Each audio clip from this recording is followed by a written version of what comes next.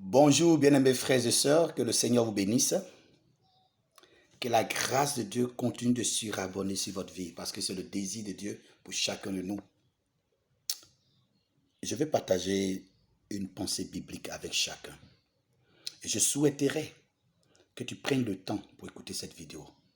Je suis rassuré par la grâce de Dieu, elle va apporter un plus dans ta vie.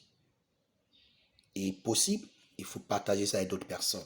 Tu seras en train de bénir, de transformer la vie d'autres personnes. Alors nous allons lire ensemble Jérémie 29, le verset 11. Car je connais les projets que j'ai formés sur vous, dit l'Éternel, projets de paix et non de malheur, afin de vous donner un avenir et de l'espérance. Un avenir et de l'espérance. Dieu déclare qu'il a des projets de bénédiction pour toi, mon frère, ma soeur qui m'écoute. Waouh! Mais où se trouve le problème? Et on constate le contraire dans nos vies. Le problème n'est pas Dieu. Non, pas Dieu. Parce que lui, il est Dieu. Il n'était même pas obligé de nous créer, toi et moi. Et s'il l'a fait, c'est parce qu'il peut prendre soin de nous. Mais ce problème se trouve à notre niveau. Nous manquons de confiance dans les promesses de Dieu. Nous croyons à nos propres capacités. Dès lors qu'on constate qu'on ne peut rien faire, on dit, bon, c'est pas possible. On dit le nom de Dieu, on dit je crois en Dieu, c'est juste ça. Mais en fait, on ne réalise pas que nous devons placer notre confiance dans la parole et dans les promesses de Dieu pour qu'elles s'accomplissent.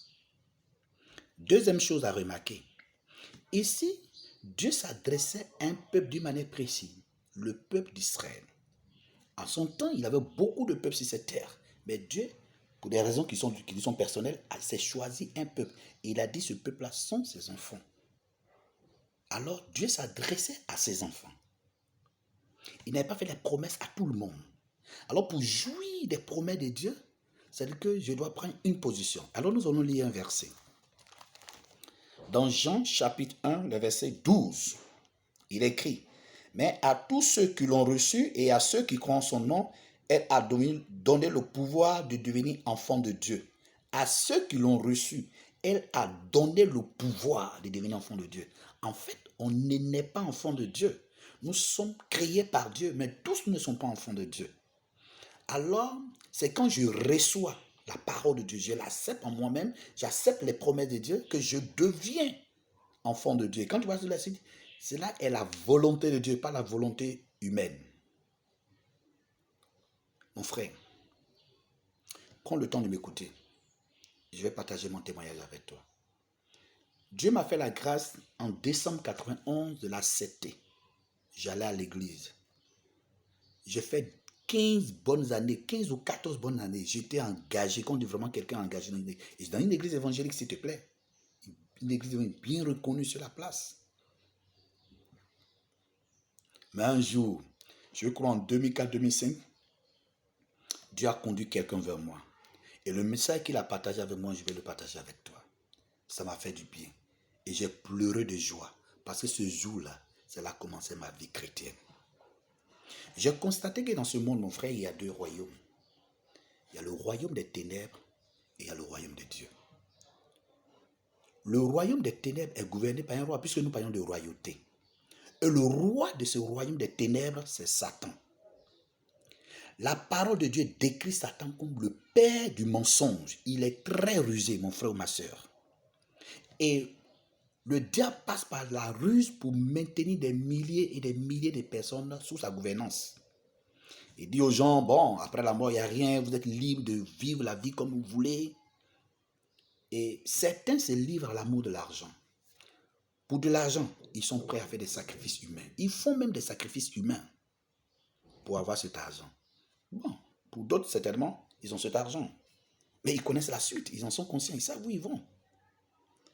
Pour un autre groupe, ils se livrent à l'amour, au sexe, au plaisir de ce monde, l'alcool, la drogue. Ah, le diable a dit non, mais la vie là, tu vis ça une seule fois. Hein. Il ferait mieux de profiter parce que là, après la mort, il n'y a rien. Hein. Alors pour eux, c'est ça la vie, quoi. Et ça donne des larmes aux yeux quand je suis en train de vous parler. Et il y a une troisième catégorie de personnes. Ah, pour ceux-là, il a dit, bon, vous pouvez fréquenter les lieux d'église, les lieux de prière, les mosquées, les rencontres de prière. Et aujourd'hui, ce que vous allez constater, c'est que les églises sont bondées de monde. tous les dimanches des milliers, en tout cas, dans tous les carrefours, dans tous les magasins, il y a des églises actuellement. Et ces églises sont pleines. Ce qui n'est pas mauvais. Aller à l'église est une très bonne chose parce que c'est une recommandation de la part de Dieu. Mais mon frère, croire en Dieu est une bonne chose, mais croire en Dieu ne suffit pas. Nous allons partager un autre verset. Dans le livre de Jacques chapitre 2, je vais seulement lire le verset 19. Si tu crois qu'il y a un seul Dieu, tu fais bien. Les démons le croient aussi et ils tremblent. La Bible dit que les démons croient en Dieu et ils tremblent. Alors croire en Dieu, c'est une bonne chose. Tu fais une très bonne chose. Mais malheureusement, croire en Dieu seulement n'envoie pas au ciel. Ce n'est pas les croyants qui iront au ciel, mon frère. C'est les disciples de Jésus qui iront au ciel. Alors, vous avez déjà parlé d'un deuxième royaume, le royaume de Dieu. Le royaume de lumière. Et le roi de ce royaume-là, c'est Jésus-Christ. La Bible dit que le roi de ce royaume a pris l'engagement sur lui-même. Il est venu sur cette terre, il est mort. Il a versé son sang pour racheter toutes les personnes qui réalisent qu'elles sont dans le royaume des ténèbres, qu'elles sont gouvernées par le diable. Alors, si je prends conscience que ce que je fais, c'est de moi-même, ce n'est pas vraiment la vie de Dieu, et que je reconnais le sacrifice de Jésus, que Jésus est mort pour me racheter de cette vie incertaine, je fais une très bonne chose, mais ça ne suffit pas. Croire que Jésus soit mort pour mes péchés, ça ne suffit pas. Il y a quelque chose de plus important à faire après. Mais malheureusement, c'est là beaucoup s'arrêtent. Croire que Dieu est dans le cœur, croire que Dieu est amour, croire que Jésus soit mort pour les péchés, et aujourd'hui ils ont rempli les églises. C'est une vie religieuse. Parce que les mêmes personnes qui vont à l'église, qui paient leurs dîmes, leurs offrandes, qui consomment même des églises, qui participent à toutes les activités d'église, il y a d'autres qui dorment à l'église à la veille.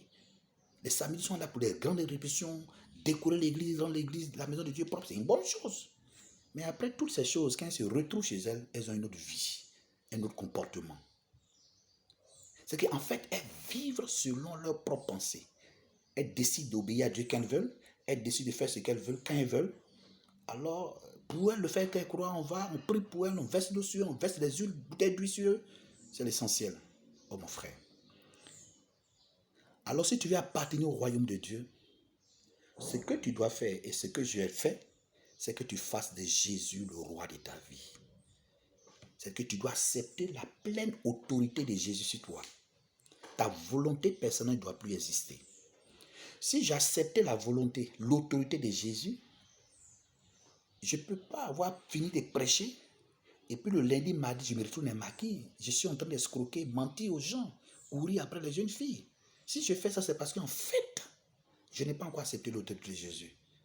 Les démons croient en Dieu. Les démons, ils tremblent quand ils entendent le nom de Dieu. Mais le démon ne va jamais reconnaître l'autorité de Jésus. Le démon ne va jamais obéir à Dieu. Et c'est pour ça qu'il est démon. Alors si moi, je dis je crois en Dieu, Dieu est dans le cœur, et que je fais ce que je veux, vous comprenez, je ne suis pas loin d'être démon, sans le savoir. C'est que j'agis. Le démon est mieux parce que il tremble, mais moi je ne tremble pas. J'ai une question pour toi, mon frère. Qui est le roi de ta vie actuellement? En cet instant où tu m'écoutes, qui est vraiment le roi de ta vie?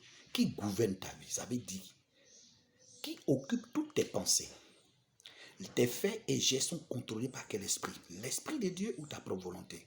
Ou ta volonté charnelle? J'ai une deuxième question. Est-ce que tu voudrais que Jésus soit le roi de ta vie? C'est que gouverner toute ta vie. C'est bien beau de dire oui, mais de dire oui, Jésus gouverne ma vie. Le fait de partir à l'église ne veut pas dire que Jésus gouverne ta vie. Mais il y a des éléments. J'étais, moi, peut-être tu ne le sais pas, mais je te dis ce qui est vrai devant Dieu. Je ne vais pas te mentir. J'ai fait des veillées de prière seul. Je peux commencer une veille de 21h à 6h sans me taire. J'ai fait des campagnes d'évangélisation, j'ai fait des plein air. Mais un jour, tu as fait tomber les écailles. Parce que la vie que je menais, c'était une vie religieuse. Parce qu'après toutes ces choses-là, et je me rappelais, je savais la vie que je menais après. Ça n'avait rien à voir avec une vie chrétienne. Mais je paraissais bien aux yeux des gens. On m'acclamait, on m'approuvait, on m'appréciait.